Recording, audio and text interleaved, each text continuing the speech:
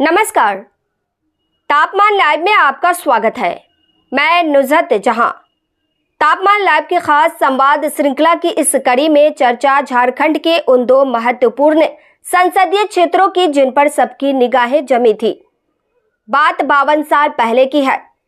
1972 में हास्य हिंदी फिल्म सीता और गीता आई थी। फिल्म में सीता और गीता के रूप में हेमा मालिनी की दोहरी भूमिका थी। फिल्म खूब चली, काफी चर्चा में भी रही, पर यहाँ उस फिल्म सीता और गीता की नहीं, झारखंड की राजनीति में बड़ी पहचान रखने वाली सीता और गीता की बात की जा रही है।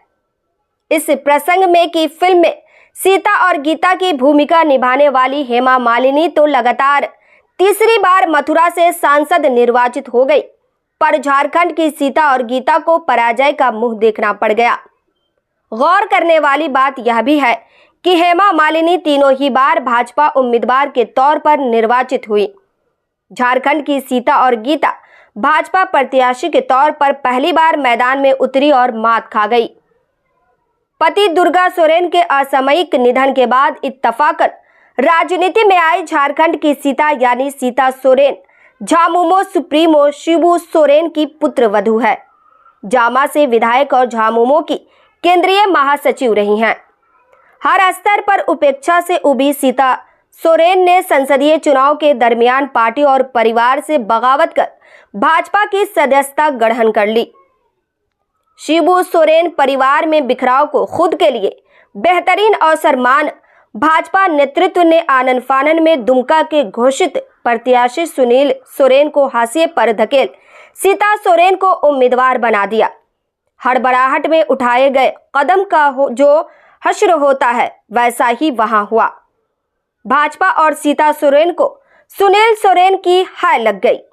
भाजपा की संपूर्ण शक्ति भी उस हाय को काट नहीं पाई। अनुकूल परिस्थितियों को भी सीता सोरेन जीत में परिवर्तित नहीं कर पाई। 2019 में सुनील सोरेन विजयी हुए थे। उन्होंने झामुमो सुप्रीमो शिबू सोरेन को शिकस्त दी थी। अपनी ही कर्म भूमि में शिबू सोरेन 47,590 मतों से मात खा गए थे। हालांकि उनके लिए यह कोई पहला अनुभव नहीं था। पूर्व में भी वहां हार का स्वाद चख चुके थे। इस चुनाव में 5,24,843 मत हासिल करने के बाद भी सीता सोरेन 22,527 मतों से पिछड़ गईं। उनके अति आत्मविश्वास को तोड़ झामुमो प्रत्याशी नलिन सोरेन 5,47,370 मत बटोरने में सफल हो गए। सीता सोरेन का अकुशल चुनाव प्रबंधन उनका मददगार साबित हुआ। बात अब झारखंड की गीता यानी गीता कोड़ा की। वह झारखंड के निर्दलीय मुख्यमंत्री के रूप में राष्ट्रीय रिकॉर्ड धारण कर रखे पूर्व सांसद मधु कोड़ा की पत्नी हैं। पति से बगावत का दाग इन पर भी लगा था। वाकया मधु कोड़ा के मुख्यमंत्री बनने से पहले का है। पति की किस्मत चमकी और मुख्यमंत्री का पद मिल गया, तब उनके रिश्ते फिर से प्रगाढ़ हो गए।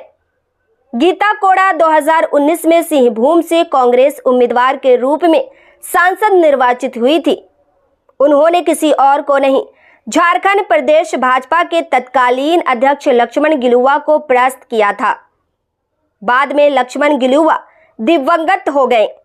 सिंहभूम का मैदान खुला देख फरवरी 2024 में गीता कोड़ा कांग्रेस से रिश्ता तोड़ भाजपा में शामिल हो गई, इस उम्मीद में कि भाजपा की ताकत से उनकी जीत आसान हो जाएगी, लेकिन वैसा हुआ नहीं। 2019 में गीता कोड़ा की जीत 72,155 मतों के अंतर से हुई थी। 2024 में वह 1,68,402 मतों के विशाल अंतर से धूल चाट गई। ऐसी शर्मनाक पराजय उन्हें जोबा मांझी से मिले, जो झामुमो की उम्मीदवार थी। जोबा मांझी को 5,20,164 मत मिले तो गीता कोड़ा 3,51,762 मतों में सिमट गई। 2019 में दिवंगत भाजपा प्रत्याशी लक्ष्मण गिलुआ को 3,59,660 मत प्राप्त हुए थे। विश्लेषकों का मानना है कि इस बार गीता कोड़ा को जो मत मिले हैं उनमें अधिसंख्य वही हैं। बदले हालात में मधु कोरा और गीता कोरा का जनाधार झामुमो के साथ जुड़ गया है। झारखंड की सीता और गीता का भविष्य अब क्या होगा, यह वक्त के गर्भ में है। फिलहाल दोनों की इस अप्रत्याशित हार से भाजपा को जो गहरा सदमा पहुंचा है, उससे तत्काल उबर पाना कठिन प्रतीत होता है।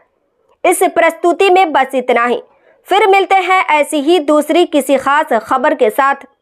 वरिष्ठ पत्रकार विजय कुमार राय का यह विश्लेषण पसंद आया हो तो अपनी प्रतिक्रिया जरूर दीजिएगा। तापमान लाइव चैनल को देखिए, शेयर कीजिए, लाइक कीजिए और सब्सक्राइब अवश्य